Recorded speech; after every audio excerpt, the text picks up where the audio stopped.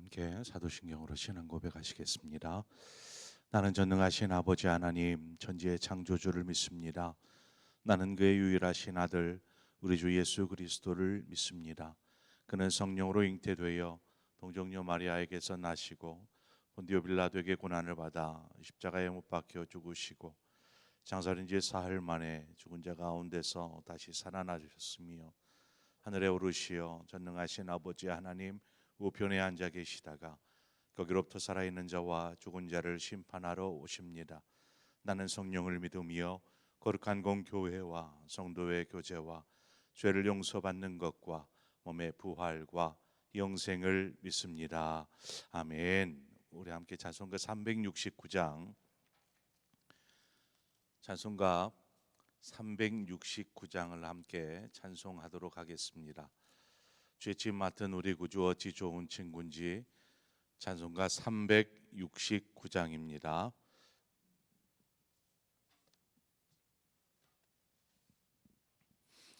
(369장) 함께 찬송합니다. 죄짐 맡은 우리 구주 어찌 좋은 친구인지 걱정 근심 무거운지 우리 주께 맡기세. 주께 고함 없는 고로 복을 받지 못하네. 사람들이 어찌하여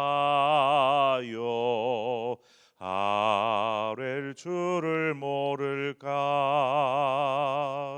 시험 걱정 모든 괴로움 없는 사람 누군가. 부질없이 낙심 말고 기도드려 아뢰세. 이런 진실하신 친구 찾아볼 수 있을까. 우리 약함 아시오니 어찌 아니하랴까. 근심 걱정 무거운 짐 아니 진자 누군가. 피난처는 우리 예수 주께 기도드리세. 세상 친구 멸시하고 너를 조롱하여도 예수 품에 안기어서 참된 위로 받겠네. 아멘.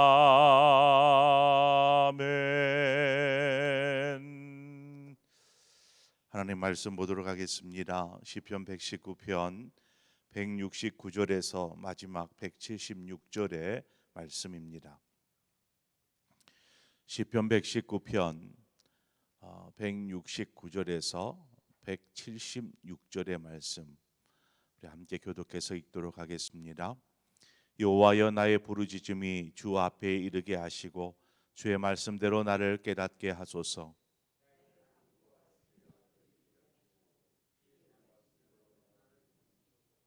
주께서 율례를 내게 가르치심으로 내 입술이 주를 찬양하리이다.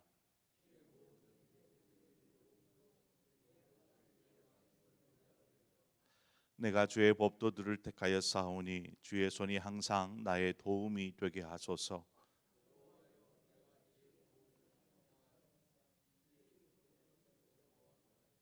내 영혼을 살게 하소서. 그리하시면 주를 찬송하리이다. 주의 규례들이 나를 돕게 하소서.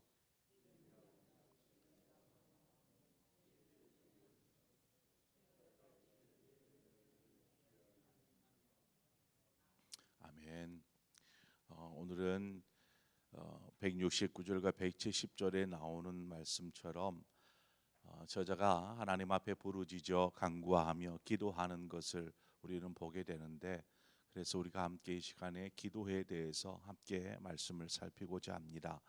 성도들이 기도할 때 쉽게 빠질 수 있는 함정이 있습니다. 그것이 무엇이냐면 목적을 잃어버린 기도라는 것입니다. 목적을 잃어버린 기도. 고린도전서에 보면 사랑이 없는 것은 울리는 꽹과리와 같이, 이처럼 목적을 잃어버릴 수 있습니다. 기도 역시 마찬가지입니다. 그저 향방 없는 싸움을 하는 거죠. 목표 지점을 이렇게 때리는 것이 아니고 엉뚱한 허공을 치는 그러한 기도가 되지 않도록 해야 합니다. 여러분, 우리가 주님께 부르짖어서 간구하며 기도하는 우리의 기도의 목적이 무엇입니까? 여러분은 기도의 목적이 무엇이라고 생각합니까? 보통의 우리의 기도의 어떤 내용들을 이렇게 살펴보면 자신의 삶의 어려움이나 문제들을 하나님 앞에 아뢰고 하나님이 이 문제를 해결하여 주시옵소서 이렇게 기도하죠. 뿐만 아니라 하나님, 우리의 삶이 평안하고 또 형통하기를 원합니다 하는 바램으로 하나님 앞에 간구하며 기도하는 경우가 많습니다. 이와 같은 기도가 잘못된 것은 아닙니다. 우리의 생각, 우리의 마음을 하나님 앞에 아뢰는 것이니까 그것이 문제될 것은 없습니다. 그러나 우리의 궁극적으로 기도해야 할 목적, 기도의 제목은 자신의 삶에 있는 것이 아니라 하나님께 있어야 한다라는 것입니다. 하나님께. 그 의미를 주님께서 가르쳐 주신 그 기도에서 우리가 찾아볼 수 있는데, 누가복음 11장 2절에 보면 우리가 잘 아는 주님의 기도, 주의 기도죠. 주기도문에서 살펴볼 수 있는데, 그 주기도문을 가르쳐 주시기 전에 주님께서 제자들에게 하신 말씀이 있습니다. 그것이 무엇이냐면 너희는 기도할 때에 이렇게 기도하라는 것입니다. 이렇게 기도하라. 그 말은 무슨 말입니까? 주님께서 가르쳐 주신 기도가 우리의 기도에 있어서 좋은 이해가 된다라는 것입니다. 본보기가 된다라는 것이죠. 그래서 주의 기도를 우리는 깊이 묵상해 보아야 합니다. 그저 그냥 입술로만 읊조릴 것이 아니라 주님께서 무엇을 가지고 기도하셨는지를 살펴야 하는 것이죠.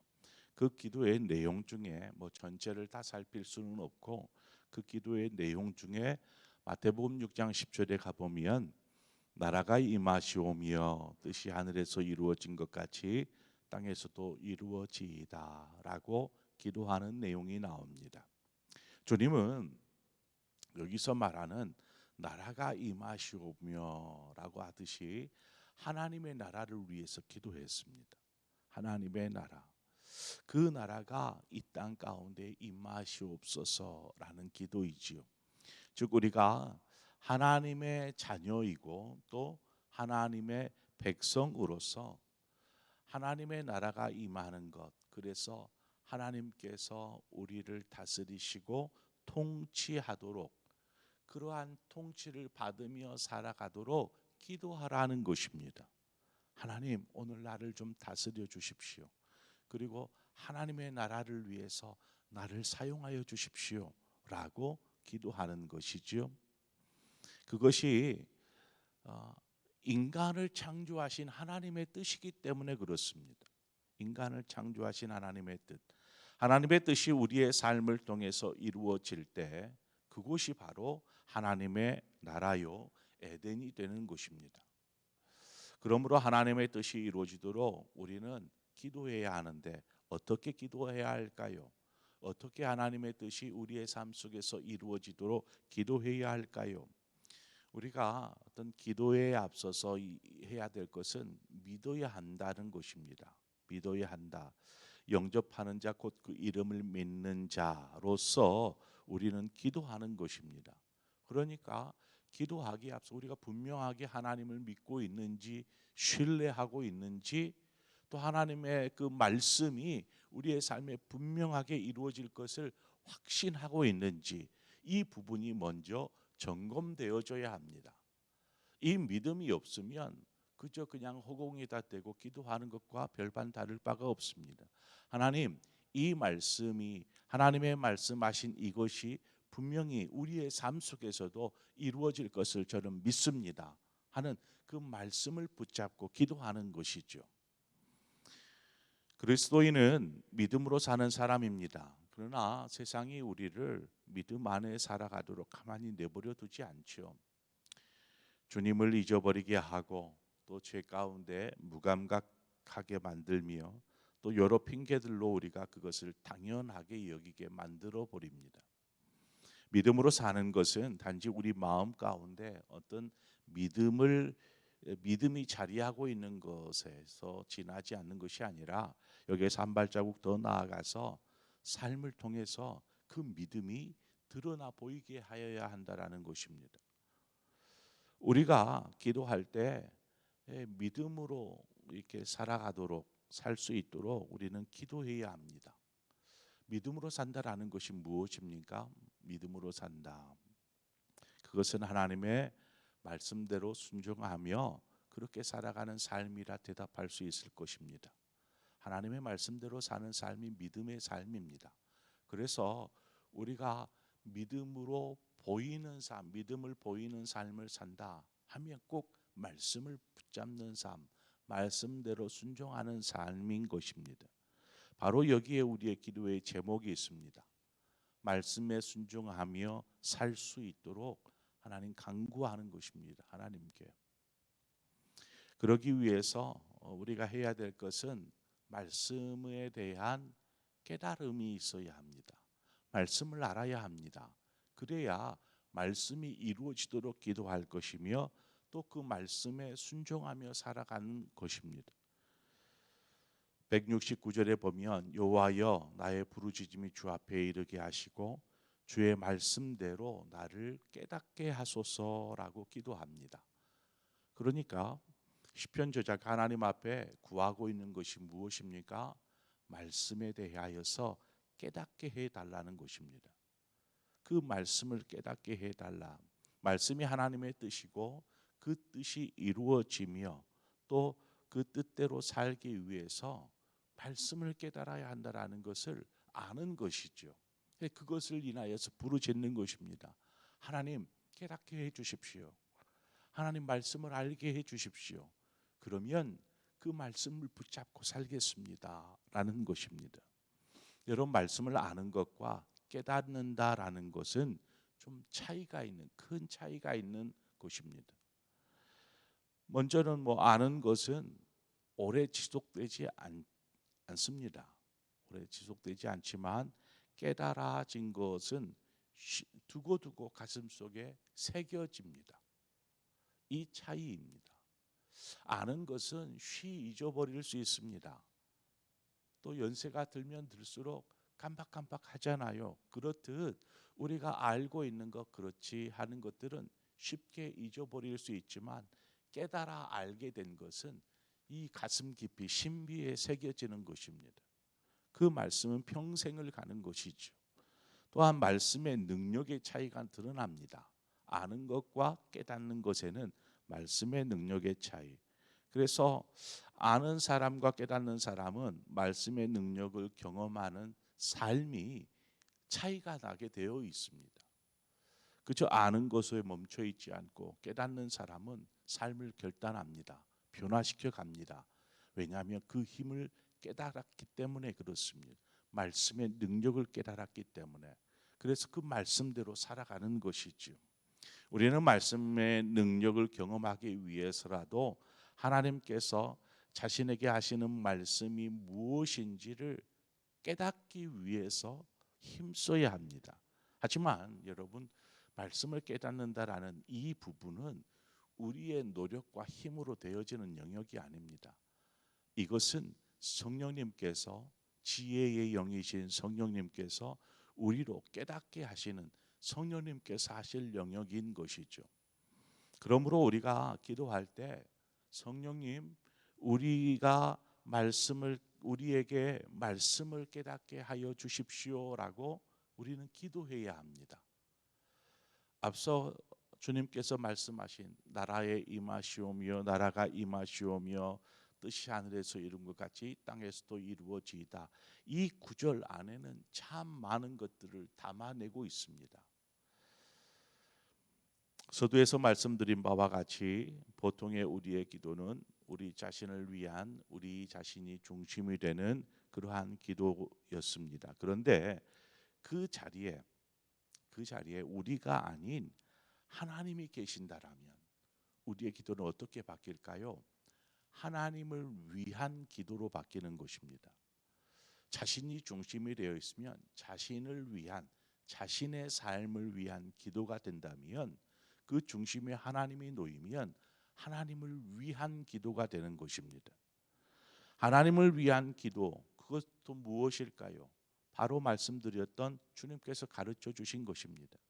하나님의 뜻이 이 땅 가운데 이루어지게 해 주십시오. 하나님의 나라가 임하게 해 주십시오라고 하나님을 위해서 기도하는 것입니다.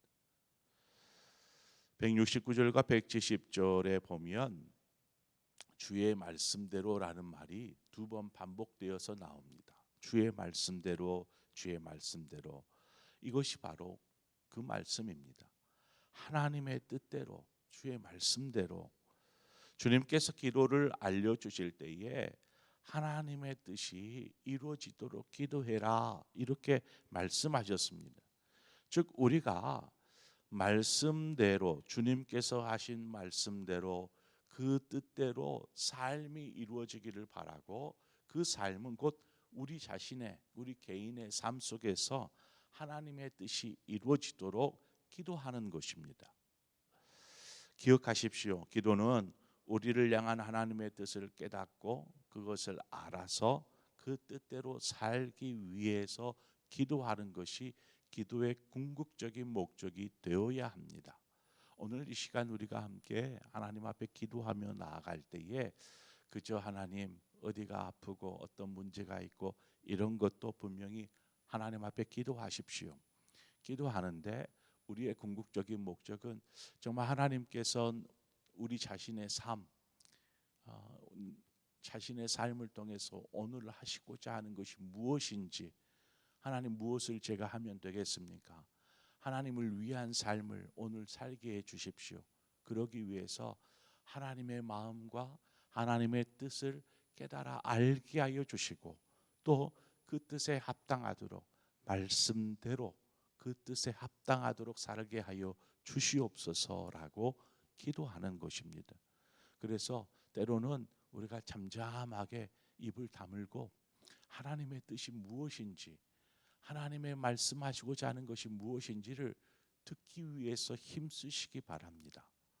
우리가 영성 훈련을 가면 막 기도시키지 않습니다. 좀 듣는 훈련을 시킵니다. 하나님께서 뭘 말씀하시는지 내 삶에 무엇을 말씀하시는지 이 순간 우리가 무엇을 추구하면서 무엇을 바라면서 기도하며 나아가야 되는지를 들을 수 있도록 듣는 훈련을 시킵니다. 여러분 그래서 잠잠하게 기도하는 것처럼 우리가 전심으로 기도하는 것처럼 또한 전심으로 듣기 위해 힘쓰십시오. 그것이 바로 기도하는 목적을 잃어버리지 않는 길입니다. 그저 막 떠들어대는 것이 아니고 잠잠하게 하나님의 음성 앞에 귀를 기울이는 것이죠. 오늘 이 시간에 우리가 함께 기도하며 나아갈 때에 여러분 안에 하나님의 음성을 듣는 시간이 좀 있기를 바랍니다. 그래서 막 기도하다가 마칠 때쯤에는 하나님 제게 좀 말씀해 주십시오. 이게 뭔가 떠올려지게 해 주십시오. 말씀이 떠올려지든지 어떤 생각이 떠올려지든지 또 그러면 그것을 붙잡고 또 기도의 줄을 이어가는 것입니다. 어떻게 하라고요? 하면서 기도하는 것이죠. 그래서 우리가 가지고 있는 기도의 레파토리를 처음부터 끝까지 한번 읊으면 오늘 기도했다가 아니라 우리가 하나님 앞에 그런 것도 알을 테지만 우리의 삶에 하나님의 뜻이 이도록 성령님께 간구하고 그 다음에는 하나님의 음성을 좀 듣고 그 뜻을 깨달으며 또 그것에 순종하며 사는 삶이 기도라는 것을 잊지 말고 오늘 이 시간부터 좀 이렇게 기도하는 습관들을 훈련해 가시기를 바랍니다. 함께 기도하겠습니다. 하나님, 우리가 하나님 앞에 부르짖며 간구하는 그 기도를 아뢰는 것은 단지 내 뜻이 관철되기 위해서, 우리의 기도가 응답되어지기 위해서만 기도하는 것이 아니라 하나님을 위한 하나님의 뜻이 이루어지도록 우리가 기도하고 간구하며, 오늘 주어진 하루를 하나님께서 선물해 주신 이 하루가 그저 의미 없이 보내지는 하루가 아니라 하나님의 뜻이 우리의 삶을 통해서 이루어지는 하루가 되기 위해서 성령님께 간구하며 하나님의 뜻이 무엇인지를 깨닫게 하여 주시고, 그 뜻을 붙잡고 오늘을 살게 하여 주시고, 그 뜻을 위해서 기도하며 나아가는 우리의 신앙이 될 수 있도록 인도하여 주옵소서. 하나님의 음성을 듣는 것이 쉽지가 않은 일이지만 우리가 겸손하게 엎드려 전심으로 하나님의 음성 앞에 온 초점을 맞추겠습니다. 주님, 우리에게 말씀하여 주시고 속삭여 주시옵소서. 우리가 그 말씀을 깨닫고 붙잡고 그렇게 살아가겠습니다. 말씀대로 이루어지는 삶을 위해 힘쓰는 우리 모두가 되게 하여 주시옵소서. 예수님의 이름으로 기도합니다. 아멘. 이 시간 우리 함께 기도할 때에 우리 환우들을 위해서 기도하는 시간인데, 하나님께서 누구를 떠올려 주시면 그 영혼을 위해서 기도하는 것입니다. 하나님께서 어떤 마음을 주시면 그 마음으로 간구하는 것입니다. 여러분은 주변에 혹여 힘겨워하는 성도들이 있거든 이 시간에 함께 떠올려가면서 기도하시기를 바라고, 오늘 말씀을 생각하면서 하나님, 우리에게 향하신 하나님의 뜻이 무엇인지를 밝혀 알게 하여 주옵소서. 그래서 그 뜻대로 오늘을 살게 하여 주옵소서. 위에서 기도하고 또 각자의 또 여러 기도의 제목으로 하나님 앞에 기도하며 나아가도록 하겠습니다. 함께 기도하겠습니다.